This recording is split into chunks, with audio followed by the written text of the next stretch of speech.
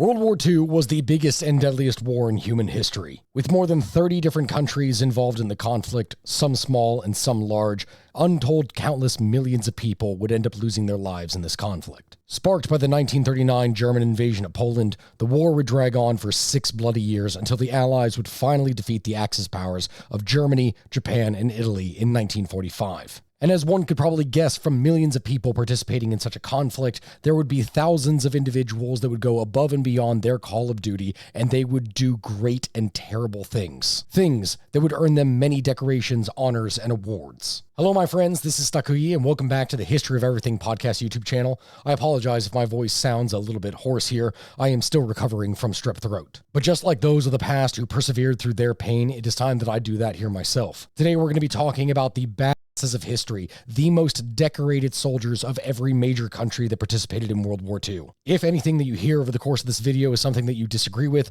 or if you have any counter information that you would like to present, then by all means put it down in the comment section below. Some of the research for this episode for certain countries was particularly difficult, and any further information needed to create future videos is welcome and appreciated. So as I said earlier, what we're going to be talking about is the most decorated soldiers of the 7 major powers of World War II. How exactly one defines what is a major versus a minor power can vary, but the generally accepted answer is that the 7 major powers of World War II are the United States, Britain, France, the USSR, Germany, Italy, and Japan. And so without further ado, my friends, let's go ahead and jump into this. Is this what you expected as a secret? Well, probably not, but hey, welcome to the behind the scenes. I know that the majority of people who watch my videos are men, and I can tell you this right now, if there is one thing that every man knows, it is that people used to have amazing and glorious beards. What happened to us? People just straight up do not take care of their facial hair anymore. They outright don't. It's like when you see people at political rallies talk about wanting to go back to the good old days, and you think, like, good old days? Yeah, the good old days. Like the good old days where men were men. Actually, now that I say that, there's probably many more ways that could be interpreted, and that is probably not a good thing considering history. But you know what? Luckily, I did figure out how to be a man in the modern day and age. By getting Manscaped. This stuff is absolutely beautiful. We got, like, beard shampoo, some beard oil, I got a beard comb, and even a beard brush. And this right here is the Beard Hedger Pro that ties it all together. Which honestly, and I'm not even just saying this for an ad, this is genuinely the best razor I've ever owned. This knocks anything I've ever gotten out of the drugstore like out of the water, hands down.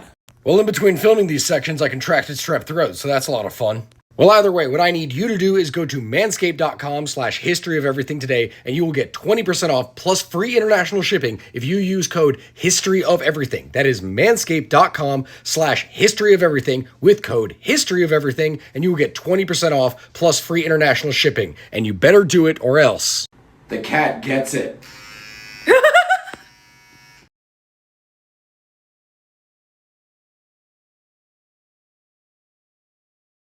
The first one up on this list that we're going to be talking about here is Audie Murphy, an individual who most certainly was a legend in his own time. He was a war hero. He was a movie actor. He was a writer of country western songs, as well as a poet. Honestly, I'm saying this right now, but if you actually go and read his biography, if you see everything that this man did, it genuinely sounds something like more out of a fiction story or an old western or something like that versus an actual fact. But oh boy, did he do it. Even though he unfortunately only lived for 46 short years, he simultaneously made a massive impact on American history and specifically on military doctrine and performance. He is an individual upon which heroes are based. As for his story, Audie was born onto a sharecropper farm in North Texas on June 20th, 1924. After his father ultimately would end up deserting the family, he would have to help raise his 11 brothers and sisters, dropping out of school in the 5th grade in order to earn money picking cotton. When he did so, this was for the meager rate of only $1 per day. Fast forward only a few years, and he was 16 years old when his mother died. From this, he would watch as his siblings were doled out to orphanages and varying relatives. Seeking an escape from this difficult life, Murphy would go and enlist in the army in 1942, falsifying his birth certificate so that he appeared to be 18, which was actually 1 year older than he actually was. Funny little detail about all this, because we typically think of heroes as being big and strong men, but when Audie initially tried to join the army, he was 5'5" and 110 pounds, small and underweight. He was turned away at first, and so Audie had to subsequently try to bulk after this by consuming large amounts of milk and bananas in order to build himself up for the next time he tried to join. Following basic training, Murphy would then be assigned to the 15th Regiment 3rd Infantry Division in North Africa, but his introduction to war would not come until early July 1943, this being when the British 8th and US 7th Armies would invade Sicily in order to dislodge the German and Italian defenders and push toward the key port of Messina, the stepping stone to the Italian mainland. Audie's regiment would land at Licata on July 10th, thrusting him into the conflict and forcing him to dispel any notions that he had that war was some giant big adventure or that it was romantic. Instead, it was something that was filled with tough mountains, pack mules, and much exhaustion. But Audie, as an individual, was someone who could fully accept this. He wasn't a weak-willed person. He was no stranger to hardship either. From the very beginning, he would volunteer for patrols. He was eager to take point during advances.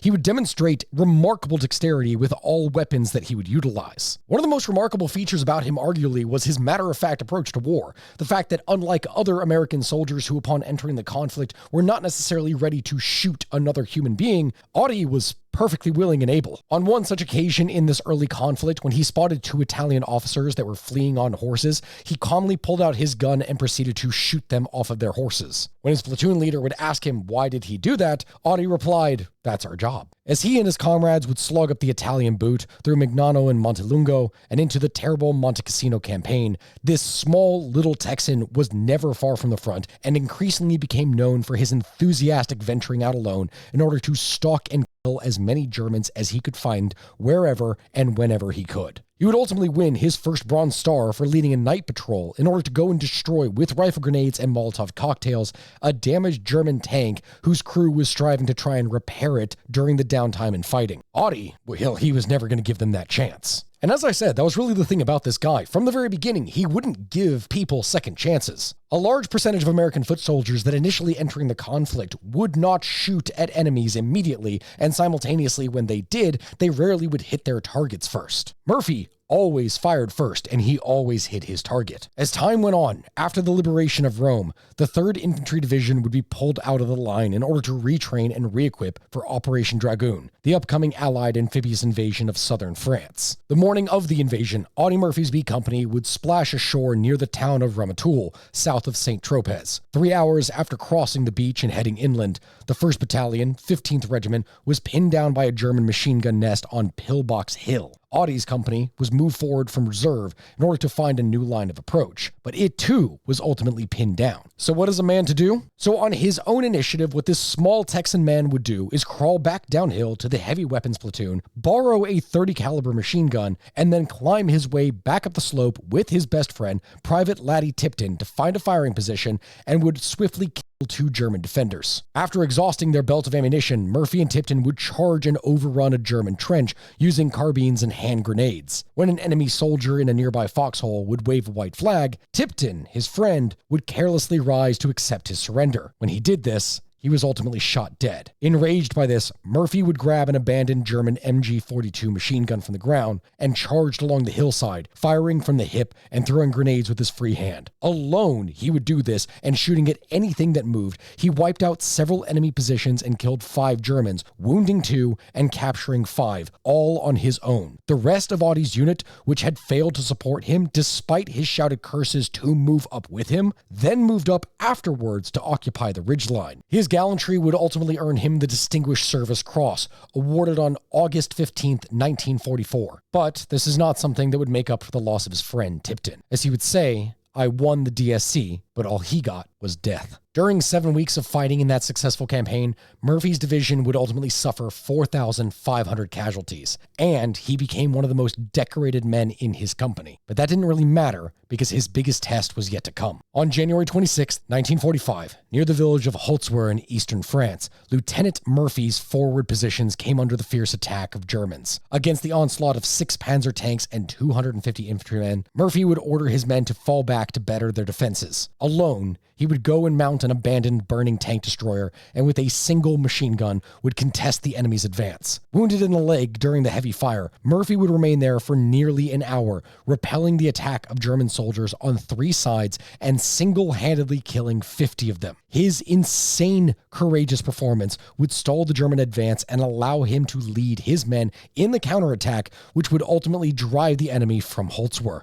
For this, Murphy was awarded the Medal of Honor, the United States' highest award for gallantry in action. By the end of the war, Murphy had become one of the nation's most decorated soldiers in history, earning an unparalleled 28 medals, including 3 from France and 1 from Belgium. And as for him, Murphy had been wounded 3 times during the war, and in May of 1945, when victory was declared in Europe, he had not even reached his 21st birthday. And there are few individuals since Audie Murphy that could possibly hope to live up to such a legend.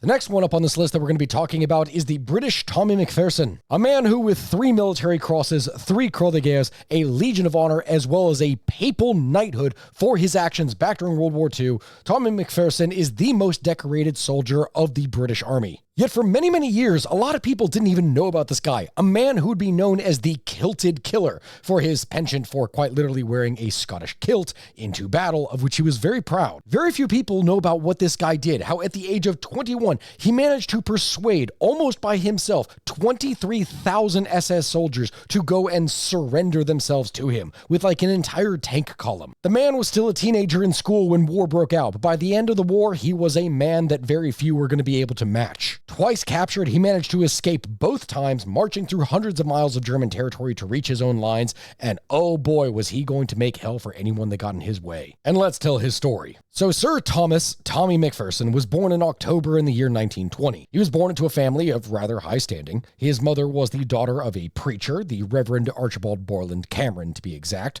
and his father had served in the Indian Civil Service, then became a judge of the High Court, and finally the Chancellor of Patna University. Growing up, Tommy was an outstanding athlete, as he won a scholarship to Fets on his athletic capabilities, winning the half mile and taking 8 seconds off of the school record for the mile. He subsequently would gain top scholarship to Trinity College, Oxford in classics, but the outbreak of World War II would end up intervening in his studies, and in September of 1939, he would be commissioned into the Queen's Own Cameron Highlanders. This was the moment where he would depart from being a boy and would instead turn into a bit of a legend. Soon after he had been commissioned, and he and his commandos began intensive training, in 1941 they had their first operation in Suez. Their mission there was to unload tons of sandbags that were destined for use by the 8th Army, which, on that note, sounds a little bit odd considering that they are unloading sandbags into a region that is quite literally desert, but I digress. 3 months later, Tommy McPherson and his commandos were given the mission to capture and hold an important bridge in Palestine. The bridge they were taken to was named the Kafr Bada, and they accomplished this mission, but in doing so would suffer heavy casualties due to the Allied assault being put off for a day. He was then relocated to Cyprus, where he was given the post of military governor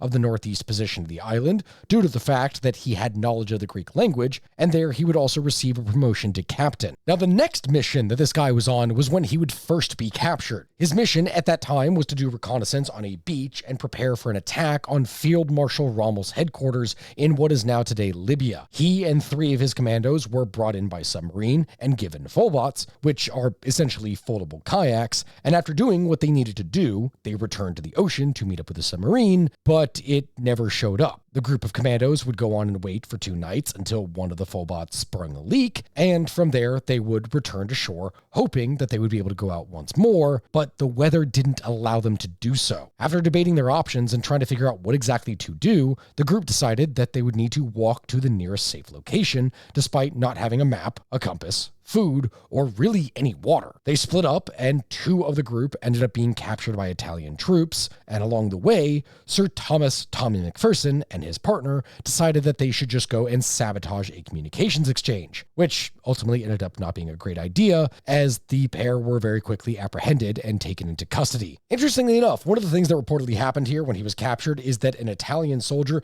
gave him an unloaded pistol and asked him to show him how it worked, and Tommy, apparently, pulled out a hidden clip that he had, put it in the gun, and held them all at gunpoint. But before he could escape, he apparently suffered from very bad cramps of some kind and then got arrested again, weirdly enough. From there, Tommy would be transferred from POW camp to POW camp, nearly escaping each time, but would ultimately end up being caught before he could fully slip away. Finally, he managed to catch a break by trading clothes with French workers and escaping a camp, but at this point, he was apprehended once again and afterwards sent to a Gestapo camp. After many trials in this camp, he and 3 others would ultimately end up escaping and would begin a long and very perilous journey home. So, okay, the man has already been involved in quite a lot here at this point here from the sounds of it, but wait, there's more. Because soon after his return to England, he would be awarded the Military Cross for his exploits in escaping, and after that receive a new mission. This mission would come only days after his return back home,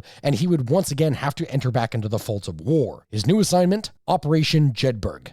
For anyone not familiar with what Operation Jedburgh was, this was a series of missions for commandos that were specifically meant to disrupt enemy movements and communications behind enemy lines. So McPherson would enter Europe, being dropped behind enemy lines with the very first group of commandos, and at the time that he did this, he was wearing a kilt, which in turn would cause some confusion among resistance groups that he was working with the French, who, some of which would joke that he was actually the wife of a French officer. But despite the jokes that one could possibly make about him, McPherson was by no means a pushover, as he would participate in an innumerable amount of sabotage missions behind enemy lines. From destroying bridges, laying mines, orchestrating ambushes, and leading large groups of guerrillas in coordinated attacks on the enemies, McPherson would gain 2 bars on his military cross for the operations that he would take place in here. And the man wasn't just good. He was simultaneously a little bit flamboyant. He had a tendency to try and make a name for himself and specifically show off in very dangerous and potentially stupid actions. Like, what this guy would do, just to antagonize people even more,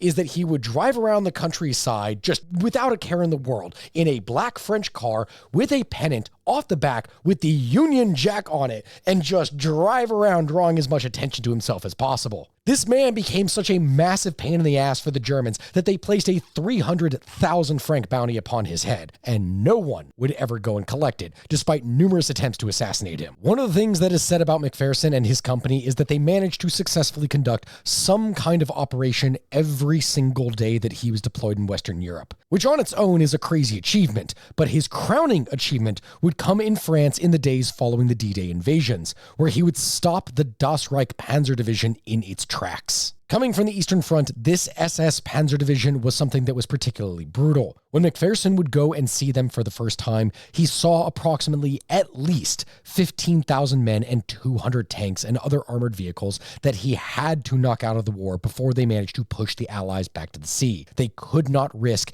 D-Day failing. As for how he would go and do this, mind you, well, the answer is just straight up lying. We are talking about a lie, an act, something so incredibly brazen and bold that you cannot help but imagine if this guy was an idiot or just brave. Because what he went and did is that after capturing a German Red Cross van, he, along with 2 others, made their way through enemy territory to a schoolhouse where Major General Botho Henning Elster was staying. There, he would exit the vehicle, unarmed, wearing all of his Highlander regalia, and he would give one of the greatest bluffs that humankind has possibly ever seen. He told the Major General to surrender, or that he, Tommy McPherson, would unleash a typhoon of steel to crush him and then call in the RAF to clean up the remainder. As for how the general reacted to these statements, you might wonder, well, the Major General agreed to surrender, as long as his soldiers could carry their sidearm until they were taken into custody. All in all, approximately 23,000 men would end up surrendering, including part of the Panzer Division. I mean, talk about absolute insanity. The things that this guy did was insane. Even after World War II, he would continue his military service,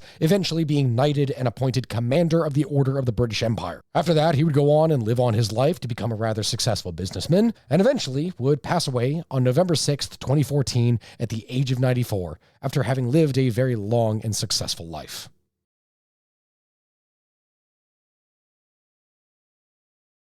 The next individual that we're going to be talking about is the French Marcel Begar, which from the very beginning is going to be a little bit of an interesting statement because a number of people are probably going to make one of two statements. If they already know who Marcel is from the very beginning, then they're going to know that he is still a somewhat controversial figure considering what it is that he did after the war and everything that would occur within France. But also simultaneously, a lot of people disregard France's participation in World War II, considering that it was one of the very early conquests of Germany in World War II. But even after France was taken over in the initial German Blitzkrieg, France would continue to go on and fight, with varying forces divided as to whether or not to support the Vichy government and maintain neutrality, or to participate in the resistance or fight with Allied units overseas, eventually. And Marcel over here, well, he is one of those individuals that would eventually fight. General Marcel Begar was easily one of France's most adored and decorated military commanders, as he was a veteran of 3 wars who would become an expert of counterinsurgency. A veteran of the Second World War, France's colonial wars in Indochina and Algeria, Begar would rise up from the lowest rank to become a 4-star general. Much to the annoyance of the top brass, he was an individual who was loved by his troops and with time would gain a fierce reputation as a tough, no-nonsense commander who would lead specifically by example, being wounded on 5 separate occasions and escaping captivity 3 times. Born into a very firm, patriotic working-class family in 1916, Marcel Begar was the son of a railway worker. He would go and leave school at 14 in order to help his family financially, and would begin working as a bank clerk at the local Société Générale before being called up for military service in 1936. When this would happen, his initial service would be on the Maginot Line that would ultimately not be of much help once Germany would actually be invaded. In 1939, he would be recalled to active duty and would then serve initially as a sergeant during the invasion of France in the fortified section of Hoffen in Alsace. Fast forward a little bit of time, and in June of 1940, France has fallen. Begar, now a warrant officer, has been captured by the Germans and is interred, but he would later escape from this camp. He would make his way down to Africa, join with the colonial infantry in Senegal, in what was then French West Africa, where in 1943 he was commissioned with the rank of second lieutenant into General Charles de Gaulle's Free French Forces. In 1944, Begar would make his first combat jump when he would be parachuted into the Pyrenees Mountains of southwest France, and there he would lead resistance fighters in the Ariège Department. As time would go on, he would be awarded the British Distinguished Service Order for the bravery that he would show in an ambush against superior German forces, and, from all this, would end the war with the rank of captain and the nickname of Bruno, which would later become his radio call sign. But the end of the war in France did not mean that it was going to be the end of war for Bruno. No, from 1945 to the early 1950s, Begar was the head of a newly formed parachute battalion, the 6th BPC in Southeast Asia, where France at this time was struggling to try and regain control of its colonies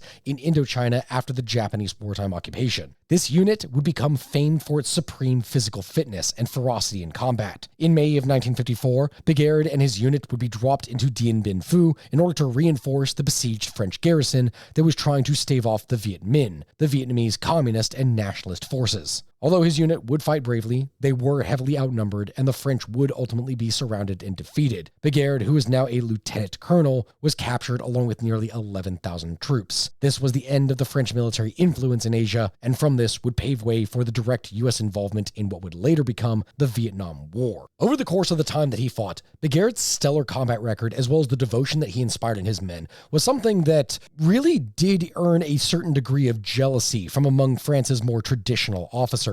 These were individuals who, looking at him, would consider him as little bit more than an upstart ranker, one who did not have the proper pedigree or training to be in the position that he was. Despite all that, he was still too far an effective commander to be forced into early retirement or simply given some kind of obscure staff job. So fast forward a little bit of time, and in 1960, he would assume command of a colonial infantry regiment in the Central African Republic, and 4 years later, head up 2 parachute brigades back home. On August 1st, 1967, nearly 30 years after enlisting in the French army, Begar would earn promotion to brigadier general. Between 1968 and 1973, he would serve successfully as the senior ground forces commander in Senegal and then Madagascar. Over the course of the time that he would serve in the military, General Begar would be awarded 27 citations, including 19 palms and 8 stars. Though he is obviously not a figure who is without controversy considering his actions in Algeria, simultaneously he is an individual who is highly decorated, one of the most highly decorated soldiers in all of French history.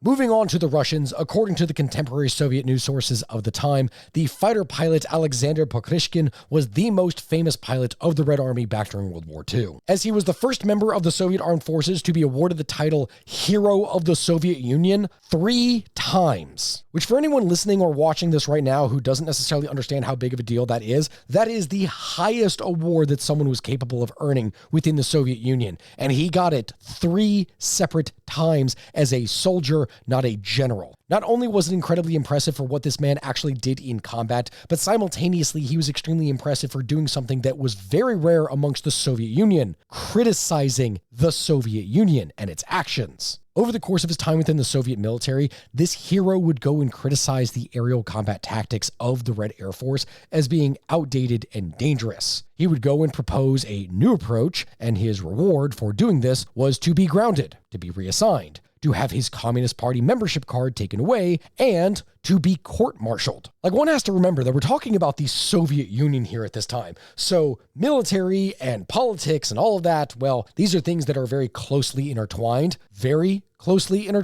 And so criticizing your superiors in a totalitarian regime is something that carries a severe amount of risk, including being arrested, imprisoned, tortured, or even executed. But luckily for Pishkin, he had some supporters in the right places and was able to avoid this fate. His new tactics would be analyzed and then approved, and afterwards he would then not only be reinstated, but simultaneously promoted. But I digress, we're getting a little bit ahead of ourselves here. The individual that we're talking about here, the future 3-time hero of the Soviet Union, was born in Siberia on March 6, 1913. The son of a bricklayer, he had attended an air show when he was 12 years old, and from that moment on, he began dreaming of becoming an aviator. That is a dream that would never go and leave him. At the age of 15, he would go and enroll in a preparatory course at a factory school, and upon completing it in the fall of 1928, he and his fellow students would learn the basics of instrument making and began to work in a factory tool department. He became an apprentice roof builder and demonstrated the tool handling abilities and skills that he had inherited from his father, and from there, his future appeared to be a set and done deal. But that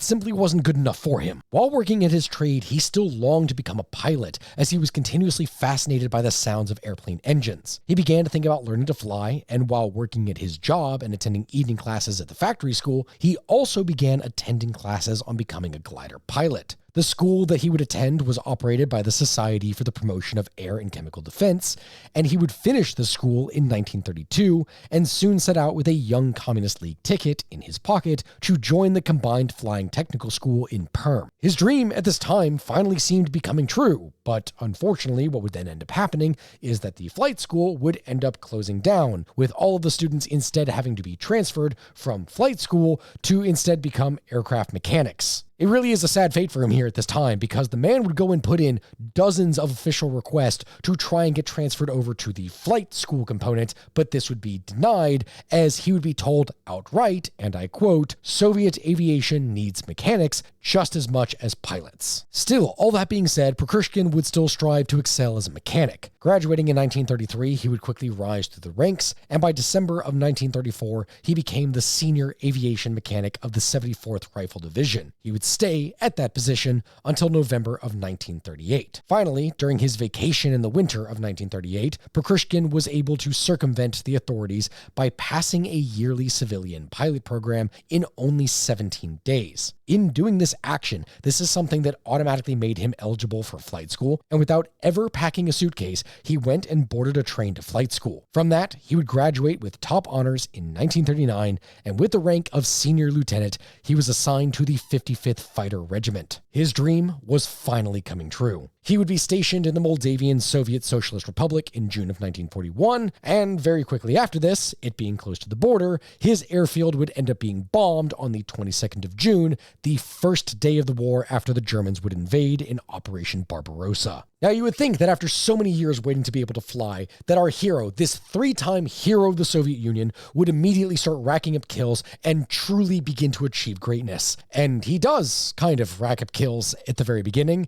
just not in the way that he is supposed to. And it's a very bad thing. It's a bit of a disaster. You see, my friends, seeing an aircraft in the air of a type that he had never actually seen before, he went and attacked and shot it down, only to notice that as this aircraft was going down, that it actually had Soviet red stars on its wings. It was a friendly vehicle. This was actually a Soviet Su light bomber of the 211th Bomber Aviation Regiment, something that was piloted by a squadron commander, Mikhail Gudzenko. This was a new bomber type that had actually been kept secret even from the other Soviet pilots, and he was unaware of this. He then frantically flew in front of all the other MiG-3 pilots who were lining up on the other Sukhoi bombers, thwarting any other attempt of the Soviet forces shooting on their own planes. Luckily for them, Gudzenko would manage to survive this, though his navigator would end up getting killed in this. The first kill that this hero of the Soviet Union would end up achieving was one of his own men. But that wasn't necessarily something that was going to keep him down, because back in the air the very next day, he and his wingman would face down 5 German Messerschmitt Me-109 fighters. Outnumbered and with very little time to actually think,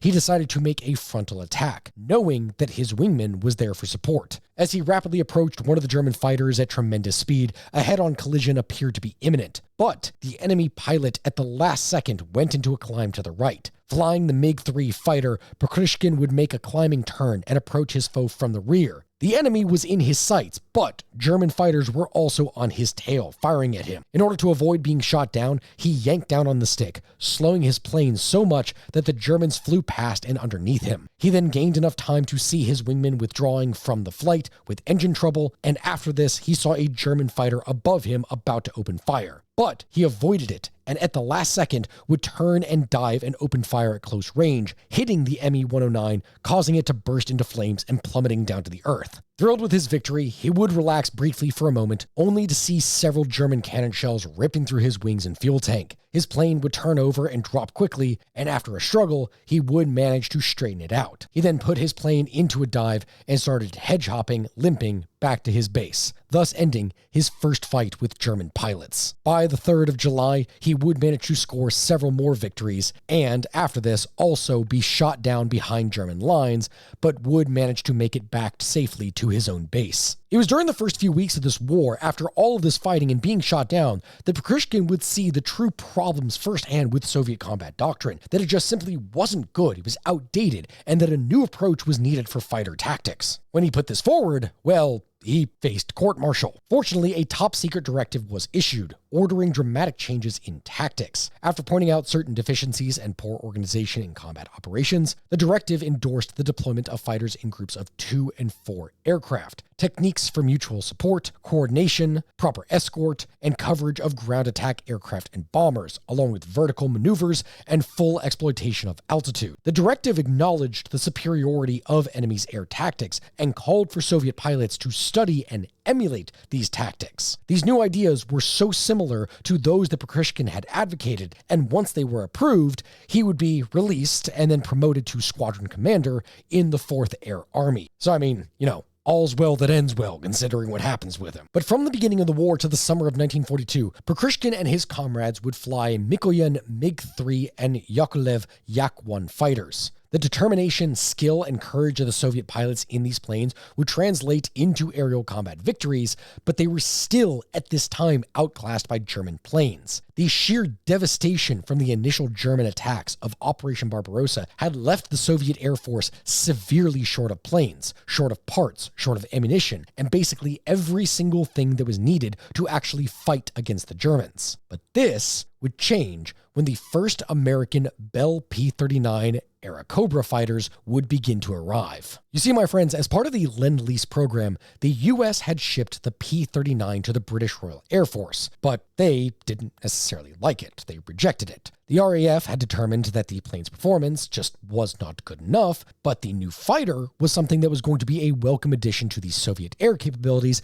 considering that they lacked any other kind of alternatives. Soviet pilots liked the cannon-armed P-39. They would develop aerial fighting tactics and would, using this, score numbers of victories over German planes. Flying the American-built plane for the first time in the Kuban region, Pishkin would show his fighter pilot skills, recording 10 victories over German Me-109s from April 9th through the 24th, and a twin-engine Junkers G-88 bomber on April 29th, and another Me-109 on April 30th, for a total of 12 kills in a month, which is pretty significant. And with time, Alexander Pishkin would go on to claim 59 victories, 47 of those being in the cockpit of a P-39. Going into a little bit more detail about the thing that we just talked about, his first victory in a P-39 would take place on April 9th, 1943, when he would shoot down an Me-109. 3 days later, he would shoot down 4 Me-109s, and his success by this point was something that was very well known by the Luftwaffe, to the point that its pilots reportedly refused to engage Soviet fighters if they knew that he was possibly in the air. When his unit was transferred over to Ukraine, he would use the radio signal Sotka, meaning 100, because he knew that the Luftwaffe had ordered his pilots to stay on the ground if they knew that he was aloft, and he didn't want them to know that he was aloft. So by using this call sign, he would avoid that, forcing them into the air, and then be able to fight and kill them. And oh boy, would that work. Interestingly enough, despite everything that we've talked about here, Pishkin would only go and claim 6 additional victories in the last 2 years of the war. The majority of his kills had come at a time where the Soviet Air Force was fighting at a great disadvantage against the Germans, and as time went on, the Germans had less and less and less aircraft to actually throw against the Soviets, while the Soviets continuously had more. So really, there was just less chances for him to actually get involved in combat in duels with other pilots. In addition to having the honor of being named as a hero of the Soviet Union 3 times, he would simultaneously earn other Soviet decorations as well as those from other countries. For example, he would also earn the Distinguished Service Medal from the US military. Despite all of these awards, it wasn't necessarily something that was going to save him for a time post-conflict, because in the post-war years, Pishkin's career would practically end because he had a preference for non-Soviet aircraft. After flying an American aircraft for so long, he just appreciated them so much more in comparison to Soviet-built stuff that this was something in the politically charged environment of the Soviet Union you could not have. He would persist, though, and in 1948, he would graduate from the Frunze Military Academy. From 1949 to 1955, he was deputy commander of the 33rd Fighter Air Defense Regiment and commander of the 88th Fighter Aviation Corps in Reserve. Despite his stellar war record and reputation, he was repeatedly passed over during this time for promotion. It was only after the death of Premier Joseph Stalin that he would once again regain favor within the Soviet military and receive promotion to Air Marshal. In 1957, he would graduate from the General Staff Academy, and from then on would live out the rest of his life. Ah, Soviets and politics.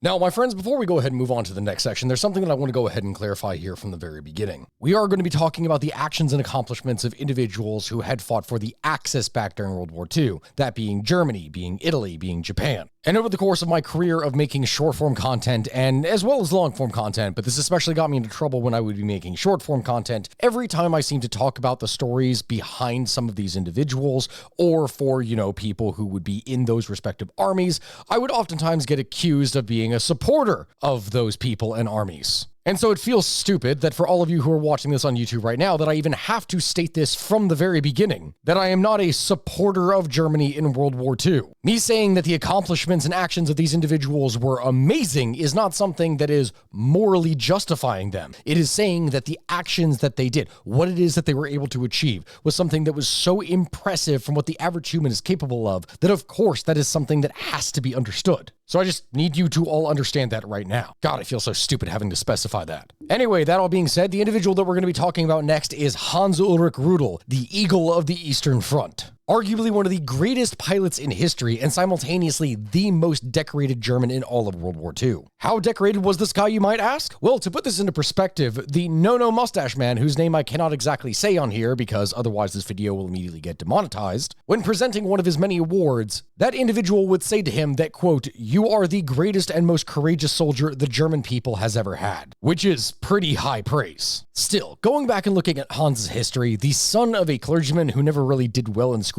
is not typically who you would think of as being the right candidate to become a deadly Stuka pilot, and, as I said, the most decorated military aviator in the world. His record of destroying over 500 enemy tanks in air-to-ground attacks is something that more than likely is never going to be accomplished again. And apart from being a true killer of the skies, this man was unbelievably lucky. He managed to survive the intense fighting from the day that the war began back in 1939 all the way until Germany would surrender in 1945. He was shot down 30 times and was seriously wounded on 5 different occasions. Yet, despite everything that happened to his comrades and many of the German people, he still managed to live to tell the tale. This is a man who would exhaust all of the medals and awards that the German government had until they finally instituted another medal, the new highest one in Germany, called the Knight's Cross of the Iron Cross with golden oak leaves, swords, and diamonds. And this, my friends, is an award that had never been given to any other person except Rutle.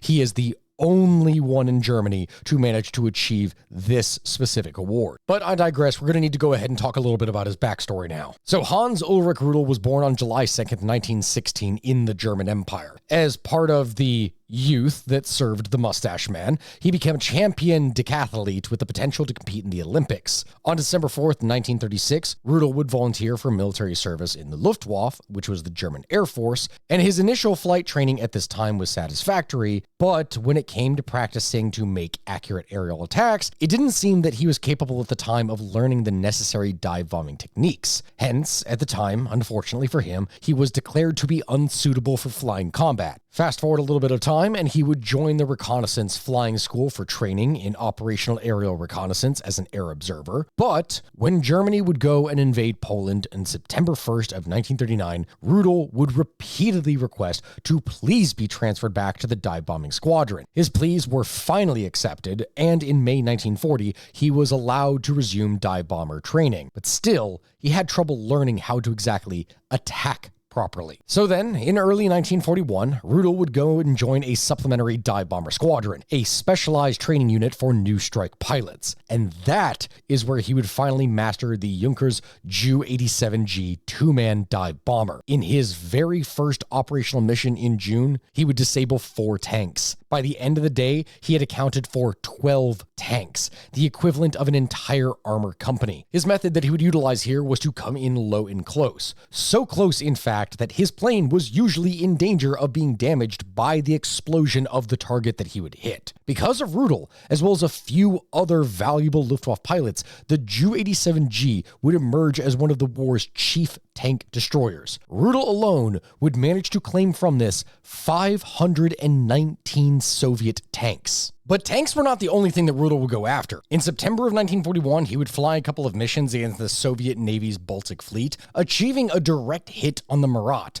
which was one of these Soviet ships, with a single 1,000-kilogram bomb. With the technique that he would utilize of coming in high, then getting to a 90-degree dive above the ship with the nose of his machine pointed straight at the top of the vessel, and then releasing a bomb at the last possible second, it would have been strange if he had missed, because everything that this guy was doing was intensely risky, but it did pay off. The attack would ignite the vessel's ammunition store, causing a gigantic explosion that would crack the hull of the 600-foot warship in half. The fact that he managed to get away from this is in and of itself impressive, but he had managed to pull up out of the dive perhaps a few dozen feet above the water, and that is it. In all, 326 men were killed, and the vessel would gradually settle to the bottom of the water. Rutle would then later sink a cruiser, a destroyer, and 70 landing craft. He would also claim more than 800 different vehicles of various types, over 150 artillery pieces, anti-tank or aircraft positions, 4 armored trains, as well as numerous bridges. Overall, this man, the guy that we are talking about here, he managed to destroy enough military equipment that probably could have been utilized to fit the military forces of a small nation. Fast forward a little bit of time, and on March 20th, 1944, Rutle would go and land behind Soviet lines in order to rescue a downed German aviator, something that he had done on at least 5 different earlier occasions. However, when he had done so this time, he was unable to take off again as the wheels of his aircraft had sunk into the soft mud. And so, accompanied by 3 other pilots, he headed back towards German territory on foot, with Soviet soldiers in hot pursuit,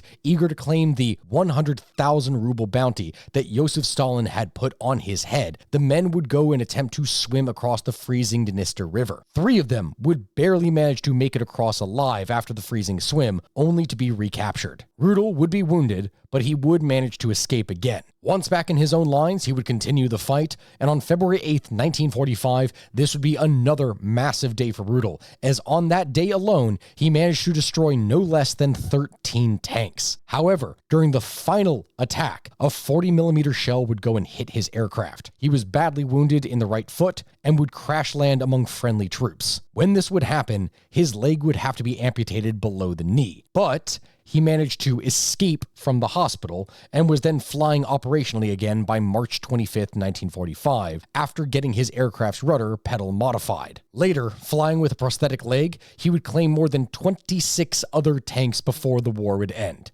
His squadron would ultimately be forced to surrender to the United States on May 8th, 1945, thus ending his distinguished military career. Considering the fact that this man flew around 2,530 missions over the course of his career, that is truly some insane numbers, especially considering German casualty rates heading towards the end. The majority of the missions that he would fly at this time were on Junkers Ju-87Gs, while 430 of those missions would be on ground attack variants of the Focke-Wulf FW-190s. Now, he may have been one of the most accomplished pilots in all of German or even just all of history in and of itself, but simultaneously, he didn't really encounter much aerial opposition over the course of his career. Only 9 of his victories were ever actually in the air against other aircraft, and only 7 of those were against fighters, which would have been the things that would have been trying to bring him down in the first place. But his tally is no less insane, and from this, he would not take leave, nor would he allow any kind of injury to ever keep him out of the fight. He would fight from the beginning all the way into the end, and my God, does that earn some respect. Even if his story afterwards is, not exactly the most morally acceptable or nice.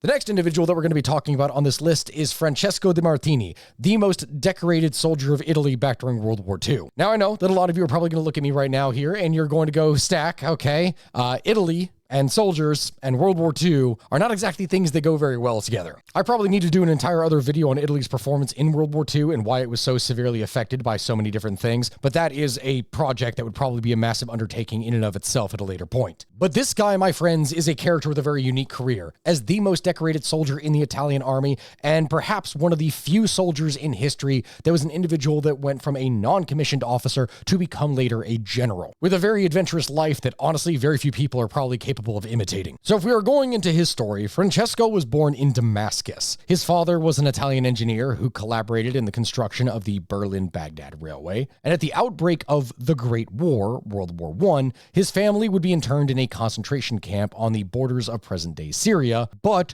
would manage to escape at the age of 17 and would go to live with a tribe of Bedouins, then at the time who were fighting against the Ottomans, and from that, he would become an interpreter for a British unit. Which from the very beginning, just looking at this, sounds like a story straight out of an adventure novel. It's just, it is something that is hilarious. After that beginning that sounds like it is straight out of a storybook, he would go and return to Italy and then goes to Rome for military service. He gets enlisted as a tank driver in one of the very first Italian armored units, where he goes and receives full tank driver training on the Fiat 3000 light tanks, improved Italian derivatives of the French Renault FT, as well as achieving the rank of sergeant. His special characteristics, such as his knowledge of languages as well as his technical training, made him an ideal man to later send down to Ethiopia in order to train local troops in the use of the Fiat tanks that were being donated by Italy. And on this occasion, the sergeant would then come into contact with the diplomatic world and probably intelligence services. Like we're talking straight up James Bond level stuff. Later on, this individual would then become friends with Rastafari,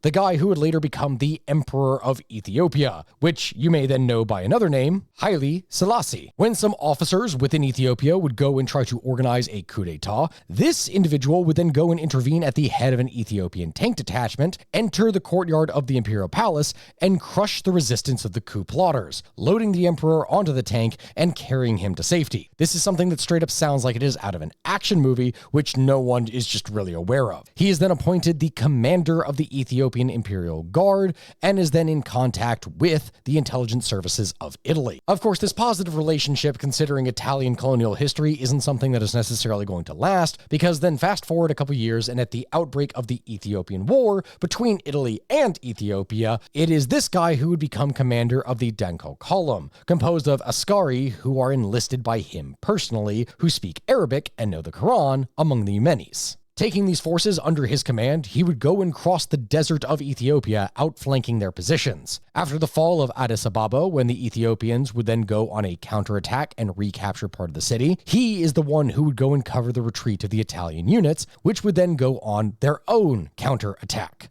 After all this is said and done, at this point he would go on and become an officer after a course of school of war in Parma and a commander of a tank regiment in Albania. But then, in 1940, he gets sent back to Ethiopia in command of a new column of Askari. Here he would go and defend Italian depots, but then unfortunately be captured because he was suffering from malarial fever. He would manage to escape, and from this manage to sabotage a British arms depot, and would manage to then escape to Saudi Arabia. From here, he would go and report the situation to the head of the Secret Service, and afterwards return to Eritrea, but is then captured on the way back. Like, honestly, this guy just cannot seem to catch a break. And at this point, the British will go and lock him up in a prison camp inside of Sudan. And that is pretty much where he will be for the next several years. Returning back to Italy in 1946 with the rank of captain, he would re-enlist with the SIFAR, the new military intelligence service, and would take part in the negotiations for the establishment of new military relations between the new Italian Republic and the restored Empire of Ethiopia. All in all, at the end of his career, by the time that he finished, he managed to finish at the rank of Brigadier General and would die in 1981. Not nearly as much that we can say over the rest of his career for World War II, and considering how little information there can be about many of the soldiers here during this time, that is to be expected. Still, by the end, he would manage to receive a gold medal for military valor, a silver medal for military valor, 1 bronze medal for military valor, and also 3 war crosses. So still, he did do quite a lot.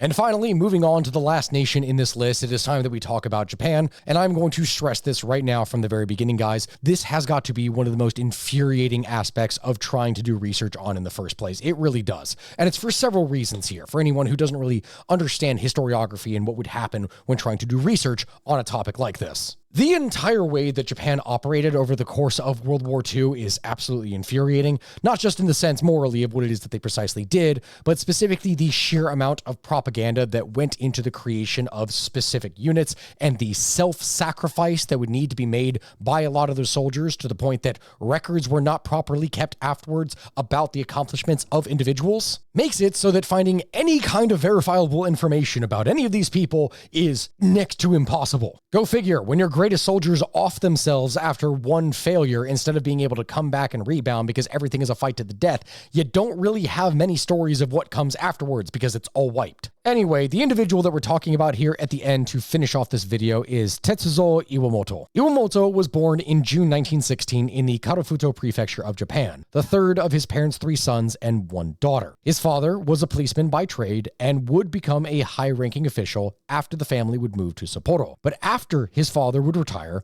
the family would move to the smaller city of Masada, where Tetsuzo would go and attend the city's agricultural and forestry high school while his parents would change vocation to farming. While he was a gifted student, both academically and physically, his popularity with his teachers was not exactly high, due to the fact that he had a tendency to be extremely insubordinate, rebellious, and sometimes just outright rude, which is not normally a thing that is very acceptable in Japan, I'm just saying. So our young Iwamoto would graduate from high school in 1934, but by that time he had already decided that he did not want to be a farmer, that life simply was not for him. So while he was traveling away from home, ostensibly to go and take the college entrance exams, Iwamoto would instead decide to enlist in the Imperial Japanese Navy, a move which would very deeply disappoint his parents, who were counting on him to help with the family farm. Still though, that was the life that he had chosen. And so after about a year and a half of service, Iwamoto was now working as a mechanic on board the carrier Yojo, being inspired by the lifestyle of the embarked aviators. From this, he would go and set his sights on joining the elite fraternity of naval fighter pilots. That would become his ultimate goal. And after passing his entrance exams, Iwamoto would commence flying training and graduate in December of 1936. 6 months of advanced flying training would follow this, including embarked operations. However, Iwamoto could not see combat until February 1938, because now part of the 12th Air Group, Airman First Class Iwamoto would be sent into China,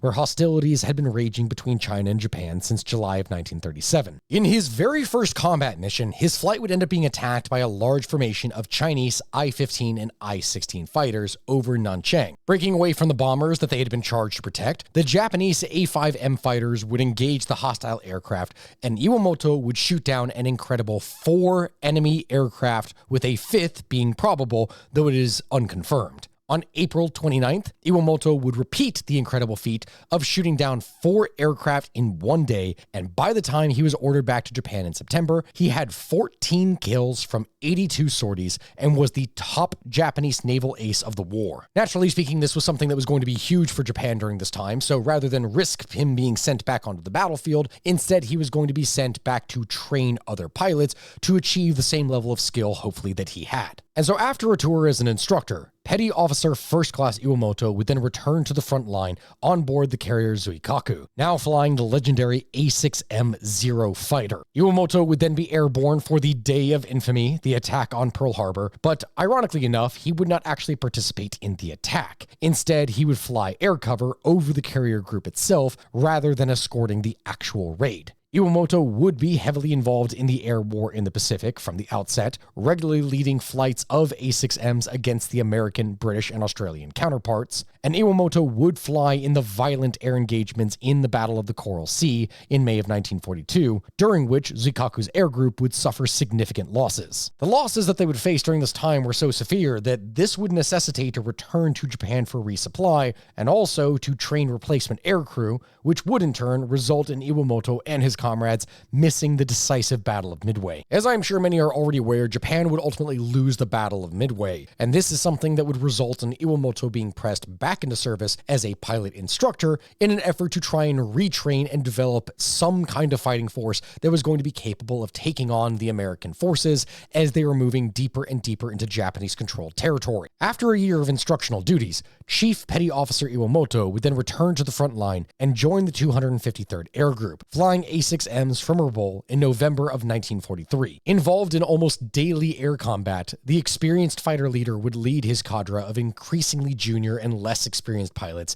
against the might of the U.S. forces. Whilst operating from Rutle, Iwamoto would file claims for a staggering 142 enemy aircraft shot down. Of course, these are the claims that he would make during this time, but unfortunately, again, as a result of Japanese propaganda and considering that a lot of this was happening over the ocean, we don't really have any actual way to prove any of the numbers that he was claiming in the first place. After withdrawing from Rutle, Iwamoto would then go and return to Japan in June of 1944 for a brief respite from the front line before fighting in the skies over Formosa and the Philippines during autumn and winter. In November of 1944, Iwamoto's skill and leadership were further recognized when he was commissioned as an officer in the ranks of the Japanese Navy, holding the rank of ensign. Iwamoto's last operational sorties were then flown with the 203rd Air Group, defending Kyushu and Okinawa in the furthest southwest reaches of Japan against the long-ranged B-29 attacks and the might of the U.S. Navy's carrier-borne air power. The last few months of Iwamoto's war effort would be spent training kamikaze pilots at Iwakuni Airfield on Honshu Island, but those would ultimately not be able to turn the tide that Japan had hoped. Iwamoto would be promoted to sub-lieutenant on his enforced retirement from the Japanese Navy following his nation's surrender, and unable to find work in post-war Japan, in part due to the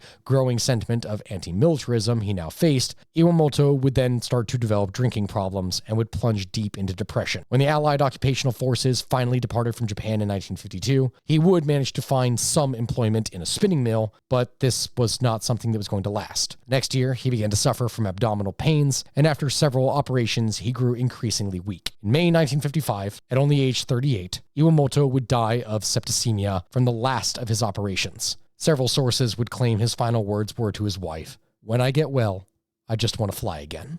Which, I have to say here at the end, is a rather depressing way to go ahead and end this video, but considering how things were going for Japan at the end of the war, and what was happening with so many other pilots and men, the fact that he managed to last as long as he did is in and of itself pretty impressive. And from that, he was, perhaps, the most accomplished individual within the Japanese military at that time that actually fought. Again, potentially. We don't really know the exact details considering Japanese propaganda and how it is that they would count their systems, but this is what we were able to find. For all of you who've been watching, thank you very much for doing so. so, I ask that you like, comment, and subscribe. And please let me know if you would like other stories from World War II or other things about accomplished individuals and soldiers. These are all, by their rights, badasses of history. They truly are. And so many people like to use that term as a way to mean morally good as well, in a way that is just simply not accurate. No matter what side it is that they fought for, every individual in this was an accomplished individual, despite all their arguable moral failings. Thank you all for watching, and I appreciate you, and I hope you join us for the next one. Goodbye, my friends. See you next time.